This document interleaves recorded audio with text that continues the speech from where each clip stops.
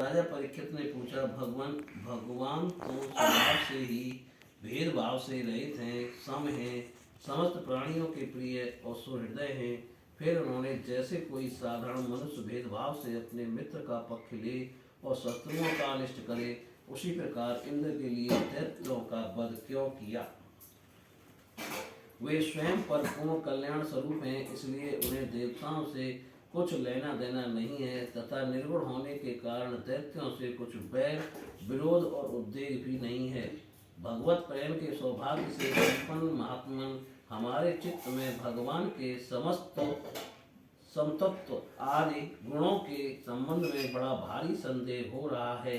आप कृपा करके उसे मिटाइए।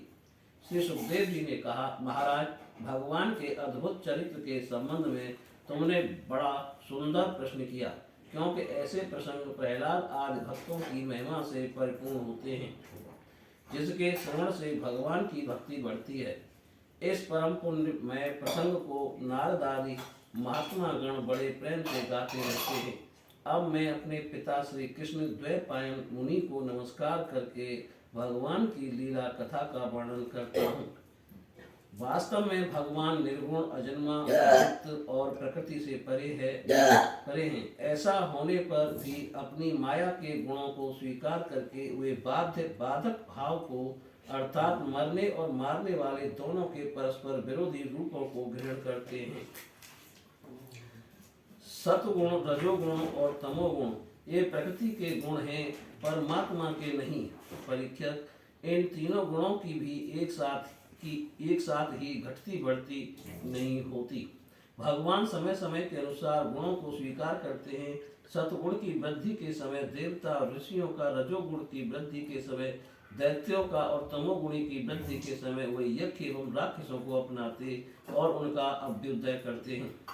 जैसे व्यापक अग्नि, काष्ठ आदि भिन्न भिन्न आश्रयों में रहने पर भी उनमें अलग नहीं जान पड़ती, परंतु मंथन करने पर वह प्रकट हो जाती है, वैसे ही परमात्मा सभी शरीर में रहते हैं, अलग नहीं जान पड़ते, परंतु विचारशील पुरुष हृदय मंथन करके उनके अतिरिक्त सभी वस्तुओं का बात करके अनंत है अपने हृदय में ही अंतर्यामी रूप से उन्हें प्राप्त कर लेते हैं। जब परमेश्वर अपने लिए शरीरों का निर्माण करना चाहते हैं, तब अपनी माया से रजोगुण की अलग सृष्टि करते हैं।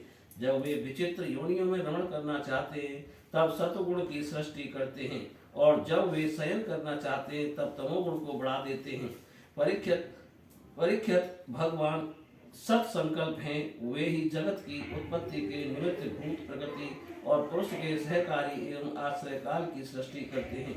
इसलिए वे काल के अधीन नहीं, काल ही उनके अधीन है। राजन, ये काल स्वरूप ईश्वर जब सत्व गुण की वृद्धि करते हैं, तब सत्वमय देवताओं का बल बढ़ाते हैं, और तभी वे परम यशस्वी देव प्रिय परमात्मा देव विरोधी रजोगुणी एवं तमोगुणी दैत्यों का संहार करते हैं।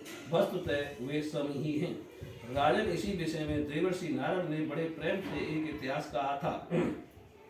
यह उस समय की बात है जब राजसूय यज्ञ में तुम्हारे दादा युधिष्ठिर ने उनसे इस संबंध में एक प्रश्न किया था। उस महान राजसूय यज्ञ में राजा युधिष्ठिर ने अपनी आंखों के सामने बड़ी आश्चर्यजनक घटना देखी कि चेदी राज शिशुपाल सबके देखते देखते भगवान श्री कृष्ण में समा गया। वहीं देवर्षि नारद भी बैठे हुए थे। इस घटना से आश्चर्यचकित होकर राजा युधिष्ठिर ने बड़े बड़े मुनियों से भरी हुई सभा में उस यज्ञ मंडप में ही देवर्षि नारद से यह प्रश्न किया। युधिष्ठिर ने पूछा, अहो, यह तो बड़ी विचित्र बात है। परम तत्व भगवान श्री कृष्ण में समा जाना तो बड़े बड़े अनन्य भक्तों के लिए भी दुर्लभ है। फिर भगवान से द्वेष करने वाले शिशुपाल को यह गति कैसे मिली?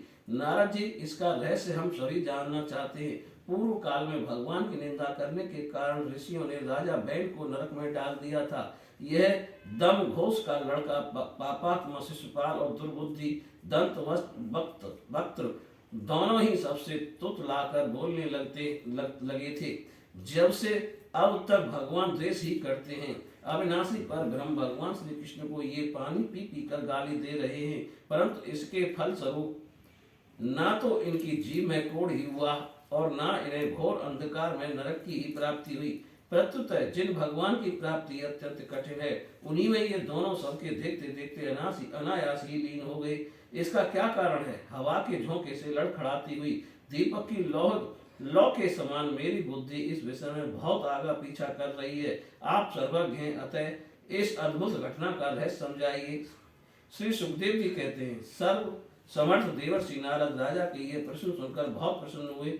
उन्होंने युधिष्ठिर को संबोधित करके भरी सभा में सबके सुनते हुए यह कथा कही। नारद जी ने कहा, युधिष्ठिर, निंदा, स्तुति, सत्कार और तिरस्कार इस शरीर के ही तो होते हैं। इस शरीर की कल्पना प्रकृति और पुरुष का ठीक ठीक विवेक न होने के कारण ही हुई है। जब इस शरीर को ही अपना आत्मा मान लिया जाता है तब मैं हूँ और यह मेरा है ऐसा भाव बन जाता है। यही सारे भेदभाव मूल हैं। इसी के कारण ताड़ना और दुर्वचनों से पीड़ा होती है। जिस शरीर में अभिमान हो जाता है कि यह मैं हूं, उस शरीर के वध से प्राणियों को अपना वध जान पड़ता है। किंतु भगवान में तो जीवों के समान ऐसा अभिमान है नहीं, क्योंकि वे सर्वात्मा हैं, अद्वितीय हैं। वे जो दूसरों को दंड देते हैं वह भी उनके कल्याण के लिए ही, क्रोधवश अथवा द्वेषवश नहीं। तब भगवान के संबंध में हिंसा की कल्पना तो की ही कैसे जा सकती है। इसलिए चाहे सुदृढ़ वैर भाव से या बैरहीन भक्ति भाव से, भय से, स्नेह से अथवा कामना से, कैसे भी हो, भगवान में अपना मन पूर्ण रूप से लगा देना चाहिए। भगवान की दृष्टि से इन भावों में कोई भेद नहीं है। युधिष्ठिर, मेरा तो ऐसा दृढ़ निश्चय है कि मनुष्य वैर भाव से भगवान में जितना तन्मय हो जाता है उतना भक्ति योग से नहीं होता। भृंगी कीड़े को लाकर भीत पर अपने छिद्र में बंद कर देता है और वह भय तथा उद्वेग से भृंगी का चिंतन करते करते उसके जैसा ही हो जाता है। यही बात भगवान श्री कृष्ण के संबंध में भी है। लीला के द्वारा मनुष्य मालूम पड़ते हुए वे सर्वशक्तिमान भगवान ही तो हैं। इनसे बैर करने वाले भी इनका चिंतन करते करते पाप रहित होकर इन्हीं को प्राप्त हो गए। एक नहीं अनेकों मनुष्य काम से, द्वेष से, भय से और स्नेह से अपने मन को भगवान में लगाकर एवं अपने सारे पाप धोकर उसी प्रकार भगवान को प्राप्त हुए हैं। जैसे भक्ति से महाराज गोपियों ने भगवान से मिलन के तीव्र काम अर्थात प्रेम से कंस ने भय से शिशुपाल, दंतभक्त आदि राजाओं ने द्वेष से, यदुवंशियों ने परिवार के संबंध से, तुम लोगों ने स्नेह से और हम लोगों ने भक्ति से अपने मन को भगवान में लगाया है।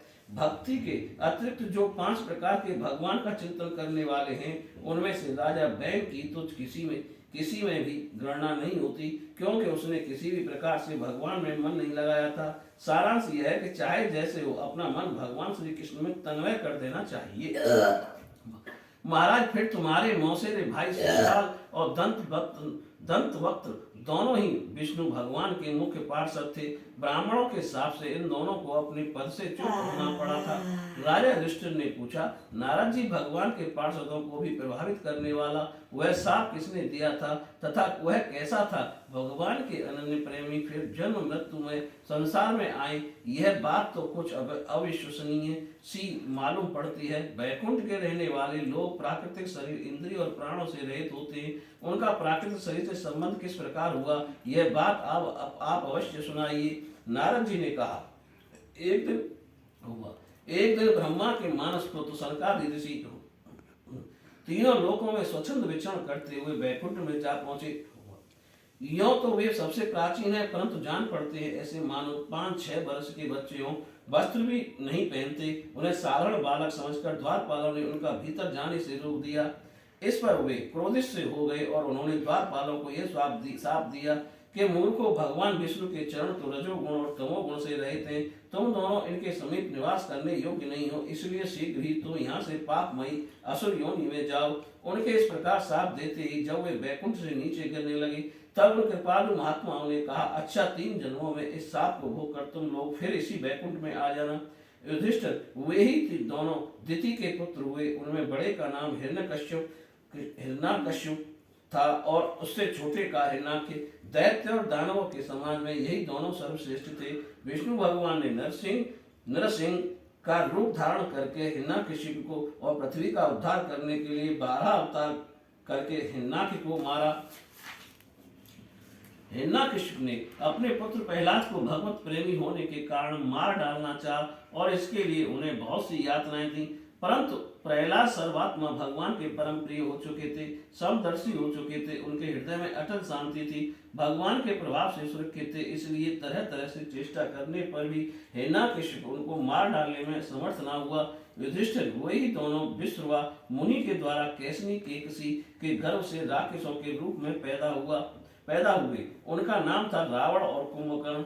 उनके उत्पातों से सब लोगों में आग सी लग गई थी। उस समय भी भगवान ने उन्हें सांप से छुड़ाने के लिए राम रूप से उनका वध किया। युधिष्ठिर मार्केंड मुनि के मुख से तुम भगवान श्री राम का चरित्र सुनोगे। वे ही दोनों जय विजय इस जन्म में तुम्हारी मौसी के लड़के शिशुपाल और दंतवक्त्र के रूप में क्षत्रिय कुल में उत्पन्न हुए थे।